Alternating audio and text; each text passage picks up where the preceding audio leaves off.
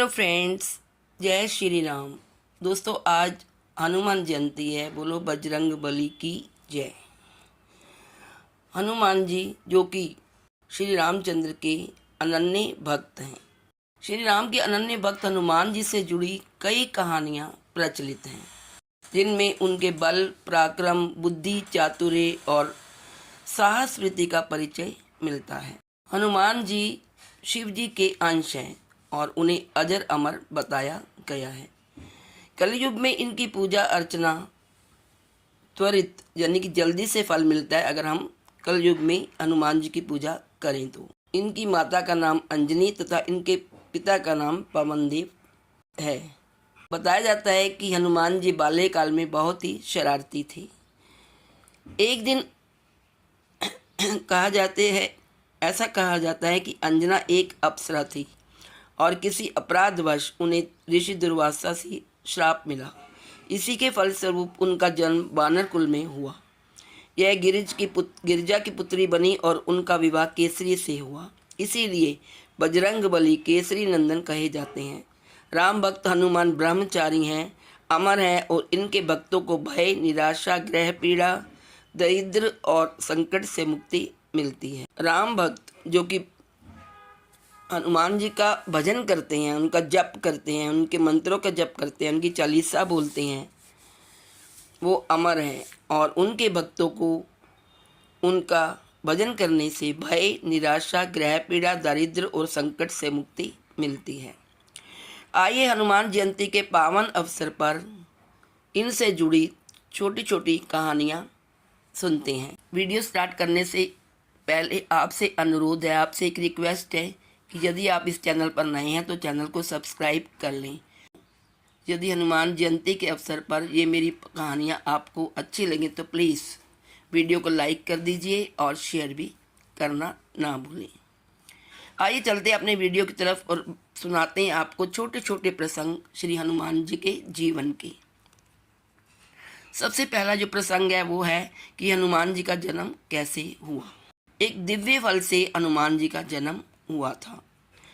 आइए जानते हैं कैसे। अंजना माँ को पुत्र प्राप्ति की इच्छा थी। उसी काल में अयोध्या के राजा दशरथ भी पुत्रों की प्राप्ति के लिए यज्ञ करवा रहे थे, जिनमें से उत्पन्न हुए फल को 3 रानियों ने खाया, लेकिन यज्ञोत्पत्ति से निकला एक फल पक्षी लेकर उड़ गया। उसने वह फल एक पर्वत पर गिरा दिया जहाँ अंजना माँ भ्रमण कर रही थी।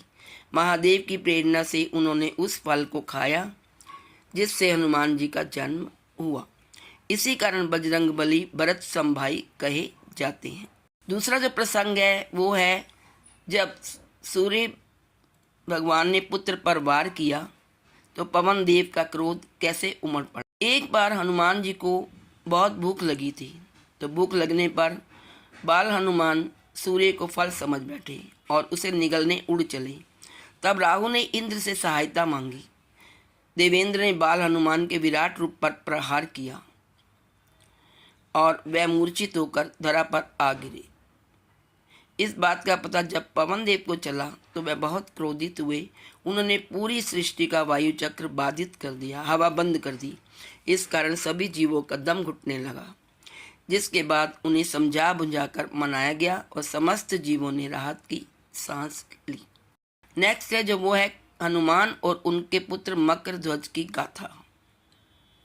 वीर हनुमान ब्रह्मचारी हैं, लेकिन रावण रामयुद्ध के समय हनुमान का सामना पाताल लोक में मकर ध्वज से हुआ। वह खुद को हनुमान पुत्र बता रहा था, जिससे बजरंग बली क्रोधित हुए, क्योंकि वो तो ब्रह्मचारी थे। परंतु जब मकर ध्वज ने तर्क दिया तो हनुमान जी उनकी बात से संतुष्ट हो गए। तर्क यह था कि पूर्व काल में हनुमान जब लंका दहन कर समुद्र के ऊपर से जा रहे थे, तब उनके शरीर का तापमान प्रचंड रूप से गर्म था। वह पसीने से तरबतर थे। उनके बदन से टपका पसीना एक मादा मगरमच्छ के मुंह में गिरा। उसी से मकर ध्वज उत्पन्न हुआ। अगला जो प्रसंग है दोस्तों वो है मृत्युदंड पाने के बाद भी हनुमान जी को राम जी मार ना सके। नारद जी ने ऋषिगण की आप भगत करने का कार्यभार हनुमान जी को सौंपा था, लेकिन इस सब में से राम के गुरु विश्वामित्र का सत्कार न करने को कहा। हनुमान जी इस रहस्य को समझ नहीं पाए। कि उन्हें विश्वामित्र का सत्कार क्यों नहीं करना, लेकिन उन्होंने नारद जी की आज्ञा का पूर्णतः पालन किया, जिसके फलस्वरूप विश्वामित्र क्रोधित हो गए और राम को आज्ञा दी कि वह हनुमान को मृत्युदंड दे। गुरु जी की आज्ञा से विवश राम अपने प्रिय हनुमान पर प्रहार करना शुरू कर देते हैं, लेकिन नारद जी ने कहा था कि हनुमान आप चिंता मुक्त होकर राम नाम का जाप करें, कुछ नहीं होगा आपको।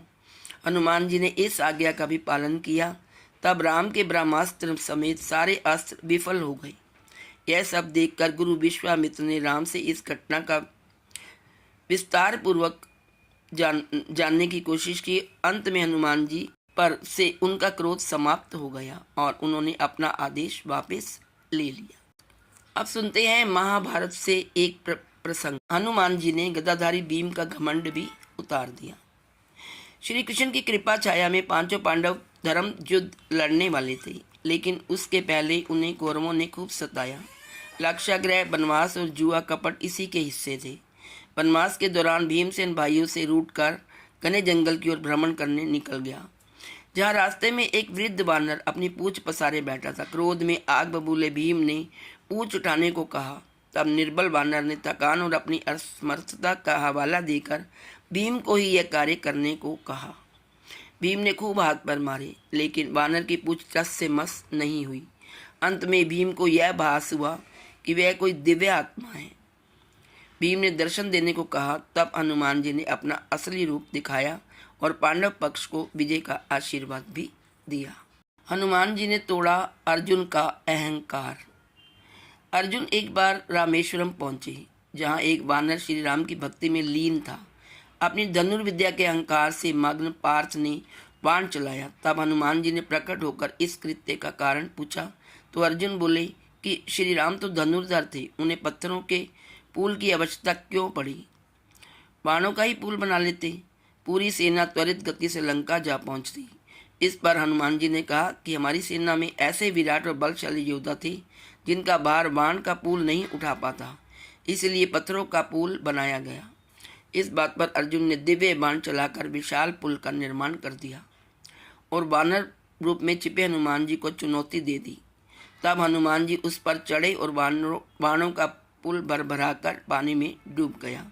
अंत में अर्जुन का अहंकार टूट गया और हनुमान जी ने उन्हें दर्शन भी दिए। हनुमान जी ने शनिदेव को रावण के चंगुल से मुक्त कराया। रावण अति बलशाली योद्धा, उसने सभी ग्रहों को बंदी बना लिया था। समस्त देवता भी उनके आगे हाथ बांधे खड़े रहते थे। लंका में जब हनुमान जी गए तो खलबली मचा दी। वहीं उन्हें रावण के कारागार में शनिदेव बंदी अवस्था में मिले। तब बजरंग बली ने अपने पराक्रम से उन्हें मुक्त करा दिया। इसी के फलस्वरूप उन्होंने हनुमान जी को आशीर्वाद दिया कि जो भी व्यक्ति सच्चे भाव से बजरंग बली की भक्ति करेगा तो शनिदेव उस पर प्रकोप नहीं लाएंगे, उसका अनिष्ट भी नहीं करेंगे। हनुमान जी 6 महीने बाद जीवित हुए। यानी आइए ये प्रसंग सुनते हैं, बहुत ही रोचक है। हनुमान जी अमर हैं, लेकिन उनकी भी मृत्यु हुई थी। राक्षस सहस्रासुर को मारने के लिए एक बार भगवान राम निकले। बहुत समय हुआ तो माँ सीता की आज्ञा पर हनुमान उन्हें खोजते हुए विलंका आए, जहाँ एक जादुई सरोवर था। राम देवी के प्रभाव से वह विषैला था। जो भी व्यक्ति विलंका में शत्रुता की भावना से आता, उसके गले में ग्राम देवी बैठ जाती और प्यासा जीव सरोवर से जल पीता, तब मारा जाता। हनुमान जी ने भी वही किया और जहर के प्रभाव से मृत्यु को प्राप्त हुए। तब पवन देव ने क्रोध में आकर अपनी गति रोक दी। इस पर ब्रह्मांड में हाहाकार मच गया। अंत में देवताओं ने हनुमान जी को जीवित करने का वचन दिया। तब पवन देव शांत हो गए। अगला प्रसंग है जब हनुमान जी ने रुद्र मंत्र से बंधे यमराज की बेड़ियां तोड़ दी। शिव भक्त रावण ने यमराज को रुद्र मंत्र की बेड़ियों में बांध रखा था और जो भी बिना अनुमति लंका में प्रवेश करे उसे पीठ पर लात मारने का आदेश दे रखा था। हनुमान जी के लंका में जाते ही यमराज ने उन्हें भी पीठ पर जोर की लात मारी और घमंड से कहा कि मुझे रुद्र मंत्र से बांधा गया है, इसलिए मैं विवश हूँ। इसके अलावा मुझे कोई रोक नहीं सकता। शिव के बाद तो मेरा कोई मुकाबला ही नहीं है। इस बात पर हनुमान जी आगे बढ़े और उन्होंने रुद्र मंत्र वाली बेड़ियां एक झटके से तोड़ दी। यह देखकर यमराज का घमंड भी उतर गया। नेक्स्ट है दोस्तों, हनुमान जी के प्रकोप से कर्ण कैसे बचे। अर्जुन और कर्ण में भयंकर युद्ध चल रहा था। कर्ण के कुछ बाण श्री कृष्ण को भी लगे, जिससे उनका कवच टूट गया। यह सब देख हनुमान जी ने प्रचंड गर्जना की। उनके आग्नेय नेत्र कर्ण को ऐसे घूर रहे थे जैसे अभी उसे भस्म कर देंगे। हनुमान जी की मुट्ठियां कस चुकी थी। उनकी पूंछ काल बनकर हवा में लहराने लगी। यह सब देखकर कर्ण और उनके सारथी थर थर कांपने लगे। अंततः श्री कृष्ण ने हनुमान को शांत करवाया और कर्ण की जान में जान आई। तो दोस्तों, ये थे कुछ हनुमान जी के जीवन से संबंधित प्रसंग। आशा है आपको बहुत अच्छे लगे होंगे। यदि वीडियो पसंद आए तो please like, share and subscribe. Thank you so much.